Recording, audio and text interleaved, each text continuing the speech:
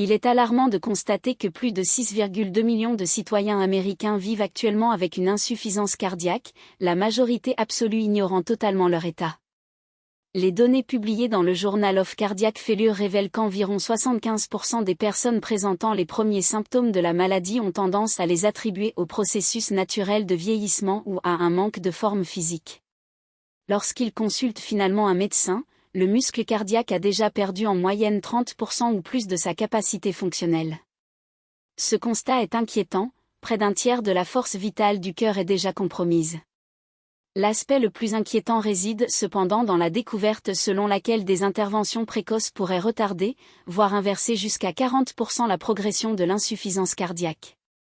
Néanmoins, l'individu moyen ignore les signes avant-coureurs pendant une période allant de 2 à 3 ans. Tandis que l'organe lance des appels à l'aide successifs, le patient poursuit sa routine comme si ces manifestations n'étaient qu'un simple bruit de fond, dénué de signification clinique. Il est possible qu'à ce moment précis, le cœur transmette des signaux critiques. Les spécialistes en cardiologie identifient jusqu'à 10 signes différents que le corps peut présenter. Certaines sont si évidentes qu'il semble impossible de passer inaperçues. Cependant, des millions de personnes ne parviennent pas à les reconnaître au quotidien, car ces symptômes sont confondus avec les sensations quotidiennes partagées par une grande partie de la population. Au cours des 30 derniers jours, avez-vous ressenti une fatigue inhabituelle après des activités simples? Vous êtes-vous senti essoufflé en montant un seul escalier? Vous êtes-vous réveillé pendant la nuit avec des difficultés à respirer? Répondre par l'affirmative à l'une de ces questions nécessite une attention immédiate. Les recherches menées par la Mayo Clinic montrent que l'insuffisance cardiaque ne s'installe pas brusquement. Il s'agit d'un processus insidieux, qui se développe sur 7 à 10 ans, par accumulation progressive de petits dysfonctionnements. Mois après mois, année après année, le muscle cardiaque subit une usure progressive, souvent imperceptible. Le plus cruel réside dans le fait qu'au moment du diagnostic, le cœur a déjà perdu entre 40 et 50% de sa capacité de pompage. La moitié de la force vitale de l'organe a disparu avant même que le patient ne soupçonne une anomalie. L'espoir réside cependant dans la capacité à identifier les premiers signes. Comprendre les messages que le corps envoie donne à l'individu le pouvoir de modifier le cours de la maladie avant qu'elle ne s'installe. Pour élucider le fonctionnement interne du cœur, il est nécessaire de visualiser ces 4 compartiments fonctionnant en parfaite synchronisation. Le sang retourne du corps vers le côté droit, est dirigé vers les poumons pour l'oxygénation, retourne vers le côté gauche, enfin, est distribué pour nourrir toutes les cellules du corps. Ce mécanisme élégant et efficace reste en équilibre jusqu'à ce que des dysfonctionnements commencent à apparaître. Les complications proviennent généralement du côté gauche, là où le ventricule est confronté à son plus grand défi. Chargé de propulser le sang dans tout le corps contre une pression considérable, ce compartiment est le premier à montrer des signes de faiblesse.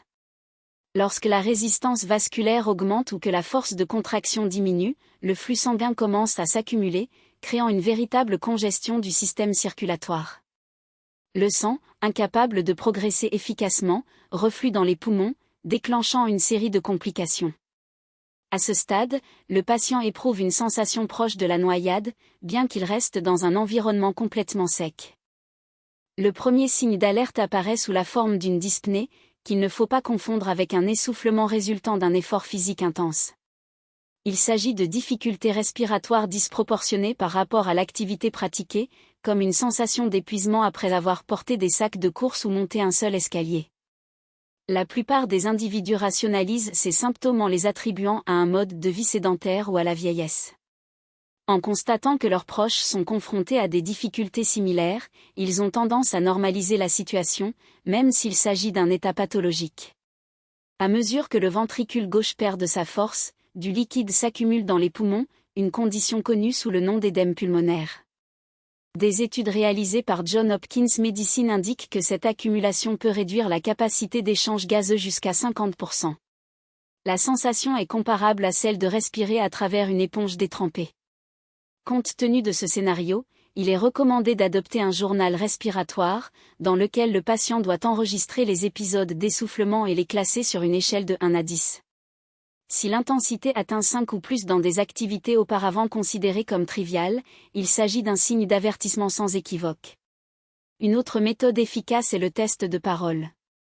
Si la personne est incapable de prononcer une phrase complète sans interrompre sa respiration lors d'activités légères, elle doit consulter un médecin dans les 24 heures. De plus, au réveil, avant de se lever, il est recommandé de prendre 3 respirations profondes et lentes, en observant d'éventuelles sensations de lourdeur ou d'oppression au niveau de la poitrine. Cette procédure, qui ne prend que 30 secondes, peut révéler des changements précoces. Dans le même temps, il a été démontré que réduire l'apport en sodium à moins de 1500 mg par jour réduit l'accumulation de liquide de 30% en seulement 2 semaines. Le deuxième symptôme pertinent consiste en une fatigue écrasante, qui transcende la fatigue commune. Lorsque le cœur ne peut pas pomper le sang efficacement, les tissus ne reçoivent plus l'oxygène nécessaire à la production d'énergie. Il ne s'agit pas d'un épuisement après une journée bien remplie, mais d'un épuisement profond, dans lequel les activités de routine, comme plier des vêtements ou s'asseoir à table, deviennent épuisantes.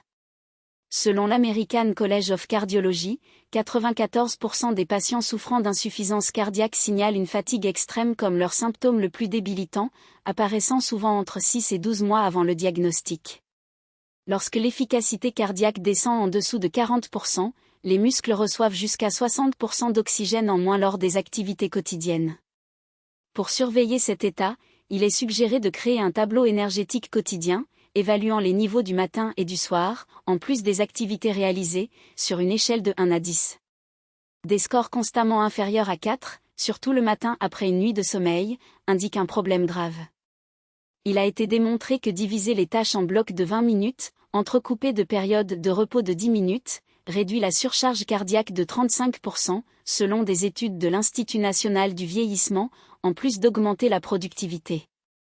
L'adoption de 5 ou 6 repas légers tout au long de la journée, en remplacement de 3 repas copieux, est également recommandée, car de grandes portions détournent le flux sanguin vers le système digestif, nécessitant un effort cardiaque plus important. Si la personne a besoin de plus d'une sieste par jour et se réveille toujours épuisée, elle doit prendre rendez-vous avec le médecin dans la même semaine. Le troisième signe d'alerte se manifeste par des palpitations ou un rythme cardiaque irrégulier. Le corps, lorsqu'il détecte des niveaux insuffisants d'oxygène dans la circulation, accélère son rythme cardiaque pour tenter de compenser la carence. La logique sous-jacente est simple, si chaque contraction ne pousse pas suffisamment de sang, augmenter la fréquence pourrait combler le vide. Cependant, cette stratégie présente un défaut critique. Lorsque le cœur bat à un rythme rapide, il n'y a pas assez de temps pour se remplir adéquatement entre les battements, ce qui entraîne moins de sang pompé à chaque contraction. L'organe fonctionne en surcharge, mais avec une efficacité réduite, générant un cycle d'épuisement progressif. Développer une insuffisance cardiaque jusqu'à 70% au cours des 5 années suivantes. Ce phénomène, appelé nicturie, ne doit pas être confondu avec la polyurie nocturne associée à des troubles métaboliques, comme le diabète sucré. Dans le contexte d'un dysfonctionnement cardiaque, la redistribution de l'eau résulte de l'incapacité du cœur à maintenir un débit adéquat pendant la journée, entraînant une accumulation de liquide dans les membres inférieurs. En position couchée, la pression hydrostatique diminue, permettant au liquide retenu de retourner dans la circulation centrale, surchargeant les reins et stimulant la diurèse. Des études menées par le European Journal of Heart Failure démontrent que la nicturie persistante, définie comme plus de 2 mictions nocturnes par nuit, est directement corrélée à la gravité du dysfonctionnement ventriculaire gauche. L'évaluation clinique doit inclure la quantification du volume urinaire nocturne, qui, chez les patients souffrant d'insuffisance cardiaque, dépasse souvent 35% du débit urinaire total quotidien. Il est recommandé de tenir un journal des mictions, dans lequel le patient note l'heure et la quantité de chaque miction, ainsi que les symptômes associés, tels que la dyspnée ou l'édème. Pour minimiser ce symptôme, des stratégies non pharmacologiques peuvent être mises en œuvre. La restriction d'eau dans les 2 heures précédant le coucher réduit considérablement la production d'urine la nuit, comme le prouvent des essais cliniques randomisés.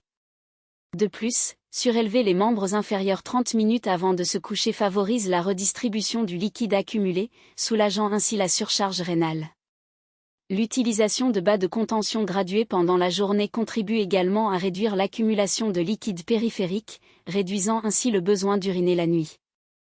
La 8e manifestation d'alerte consiste en la perte progressive de l'appétit, accompagnée d'une sensation précoce de satiété. Ce symptôme, souvent sous-estimé, résulte de multiples mécanismes physiopathologiques. La congestion hépatique et intestinale, résultant d'une hypertension veineuse systémique, compromet la motilité gastro-intestinale et l'absorption des nutriments. Dans le même temps, la réduction du flux sanguin splanchnique déclenche un état inflammatoire chronique, avec la libération de cytokines pro-inflammatoires, telles que le facteur de nécrose tumorale alpha, TNF, et L-interleukine 6, IL-6, qui suppriment l'appétit et accélèrent le catabolisme musculaire. Les données du Journal of the American College of Cardiology indiquent que jusqu'à 50% des patients souffrant d'insuffisance cardiaque avancée souffrent de malnutrition, une condition associée à un pronostic défavorable et à une mortalité accrue. L'évaluation nutritionnelle doit inclure la mesure de l'indice de masse corporelle, IMC, de la circonférence du bras et des taux d'albumine sérique, de préalbumine et de cholestérol total. La supplémentation calorique protéique, lorsqu'elle est indiquée, doit être débutée tôt, de préférence sous la supervision d'un nutritionniste spécialisé en cardiologie. Pour améliorer l'apport alimentaire, il est recommandé de manger de petits repas fréquents, riches en calories et en protéines, en évitant les aliments difficiles à digérer. L'apport hydrique pendant les repas doit être limité afin de réduire la distension gastrique et la sensation de satiété. Il a été démontré dans des études cliniques qu'une supplémentation en oméga 3, à des doses de 1 à 2 grammes par jour, réduit l'inflammation systémique et améliore l'état nutritionnel des patients souffrant d'insuffisance cardiaque. De plus, une activité physique légère, comme de courtes promenades, peut stimuler l'appétit et améliorer la fonction gastro-intestinale. Agit sous une charge excessive pour pomper le sang contre une résistance vasculaire accrue. Au fil du temps, cette surcharge chronique entraîne une hypertrophie ventriculaire gauche, un premier mécanisme compensatoire qui, paradoxalement, compromet les fonctions diastoliques et systoliques du cœur. Des études épidémiologiques démontrent que les personnes souffrant d'hypertension non contrôlée courent un risque jusqu'à 4 fois plus élevé de développer une insuffisance cardiaque que les personnes normotendues. Une hypertension artérielle persistante accélère également l'athérosclérose, réduisant la compliance vasculaire et augmentant la post-charge, ce qui perpétue le cycle du dysfonctionnement myocardique. Un autre facteur étiologique important est la maladie coronarienne, responsable d'environ 60% des cas d'insuffisance cardiaque dans les pays développés. L'ischémie myocardique, résultant de l'obstruction des artères coronaires, provoque une nécrose et une fibrose des tissus, compromettant la contractilité du muscle cardiaque. Même des épisodes ischémiques infracliniques non diagnostiqués peuvent entraîner un remodelage ventriculaire indésirable, caractérisé par une dilatation de la chambre et une fraction d'éjection réduite. Il a été démontré qu'une revascularisation précoce, que ce soit par intervention percutanée ou chirurgicale,